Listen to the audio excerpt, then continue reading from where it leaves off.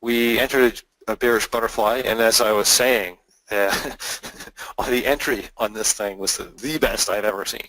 Not a surprise here that we are up $3,000 by Friday, but a very short period of time.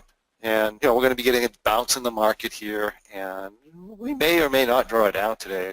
We may get a drop in volatility, and this may not really be affected by it, depending on how big the bounce is. But if we take a look at it, this is a really nice looking position.